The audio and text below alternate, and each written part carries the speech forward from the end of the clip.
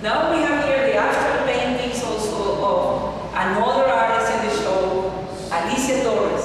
Alicia Torres is very important because she is expressing here a combination of very important contrasting colors, and with that combining a very gestural, strong brushstrokes on black outlines. Very important to see how she combines different dynamic compositions in the work. Alicia, what do you want to express with this specific painting, which is decoding messages, the title? With these specific paintings, I want to express everything these days is codified. You have to learn how to decodify all the messages that the world is throwing to you.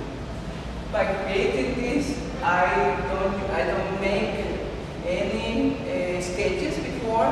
I just take the plain canvas, use the gesso, because I don't like the porosity that is left. Even the canvas is primed 3 times. I prime more in order to use texture. I love texture, and what I use for texture is usually cloth, paper, earth. I use any material that I can find that I can paste over the canvas. Usually, you can see in this one, there is a t-shirt, a piece of a t-shirt put on the canvas, and over that I put the cover. With this painting, I like to create a fantasy, something very ironic. I want to make the public try to find out what does my painting is expressing, what does all these signs mean, what is behind that piece of cloth, what does the artist be thinking, and what is the public or the viewer or the art lover interpreting of the painting. Other words means that you are giving the viewer the power to invent themselves in the painting, their own story. Their own stories. So that's different. Very important because you have textures in here. You have, I know you told me you have also paper in there, collage of paper. Textural elements combined with outlines and combined with contrasting color is a way also to do a very important forceful artwork in abstract art, in non-objective art. Now we're going to see another 2 works that Alicia has, and they are differently from this one in there, that they are more monochromatic.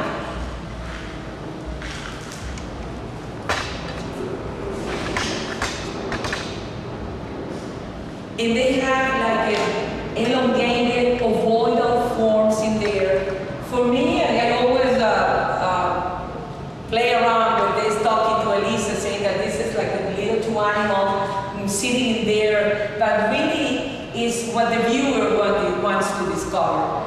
But anyway, she uses a monochromatic, beautiful background of yellow, or a very beautiful monochromatic blue, in which she proposes this kind of abstract forms, very much outlined with green, with textural metallic gold leaf, or in this case contrasting with the browns and the yellows. It's very important because this is more homogeneous in the approach than the first one, which is more complex in the outlines.